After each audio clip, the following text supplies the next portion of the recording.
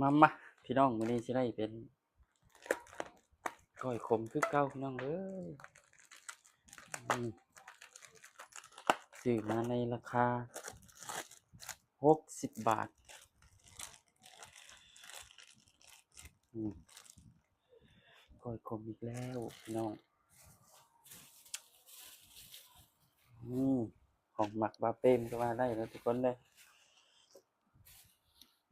นี่พักกันหลายอย่างเลยพี่น้องอยู่นี่พักอะมีเครื่องหมักแตงแหน่ผักกาดหินใบชะพลูพริกเนี่ยครับหน่อเขือเปราะนะทุกคนมาพี่น้อง สบายดีพี่น้องเบ่ทุกผู้ทุกคนเนาะมื้อนี้ก็สิมาได้ลาบพี่น้องเอ้ยลาบก้อยขมก็ว่าได้ก้อยขมนะพี่น้องมาเด้อกินข้าวแลงนำบ่าวเฟรมเด้อสิได้เป็นก้อยขมนี่แหละพี่น้องเอ้ยมาลองก่อนนะคำแดงจึ้งครึ่งเลยพี่น้องเอ้ยอือ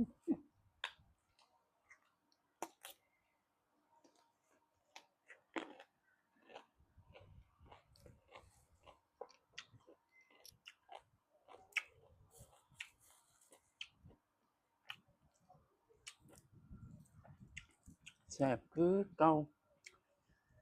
ไผบ่กินดิบอะขอโทษขออภัยเด้อพี่น้องเอ้ยอือโอ้โฮอร่อยว่ะ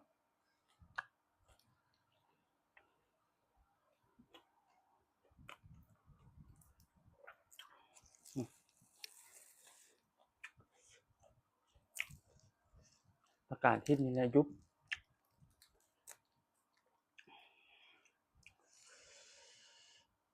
อืมนี่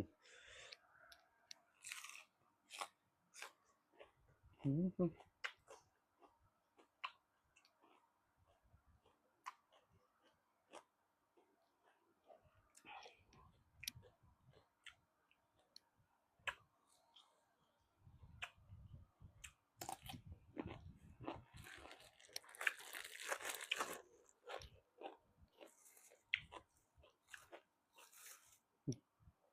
มะเขือเปราะอ่อนเลยพี่น้อง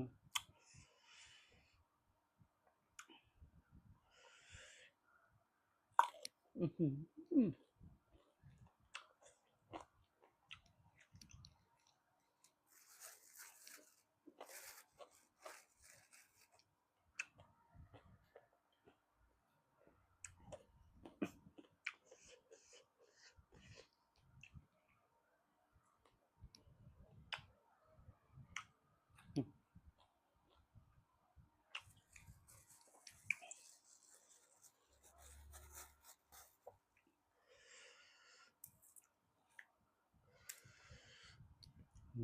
เบิ่ง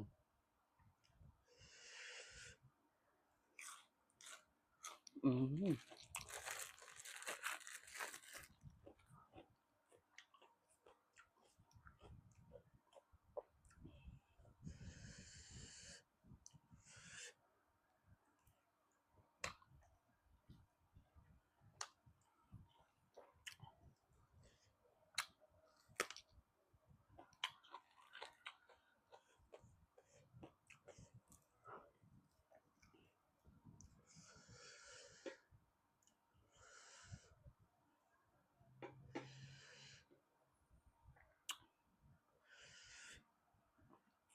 อืม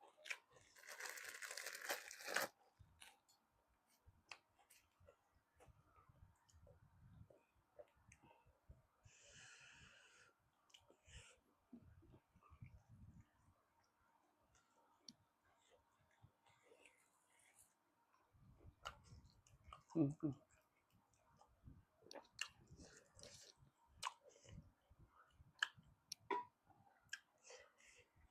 ตับหวานพี่น้อง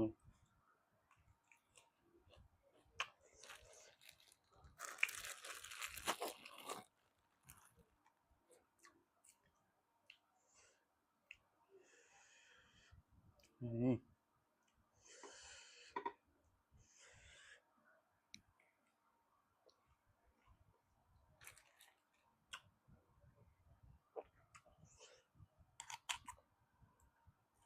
อื้อฮือ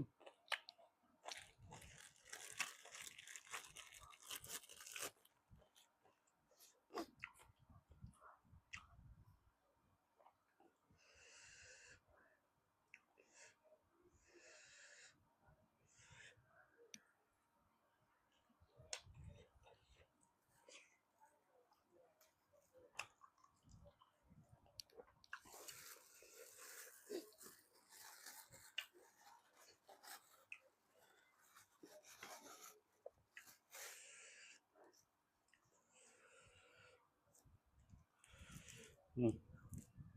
ผักนอกของแท้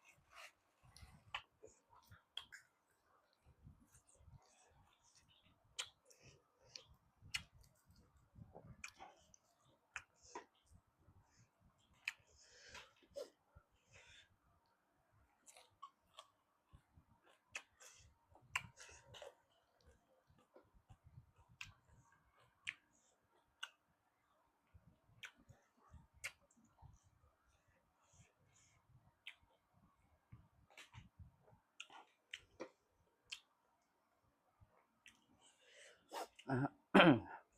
จบคลิปส่ำนี้แหละพี่น้องเอ้ยก่อนอื่นก็ฝากเพิ่นฝากกดไลค์กดแชร์เด้อฝากกดติดตามนำทุกคนเลยนะครับ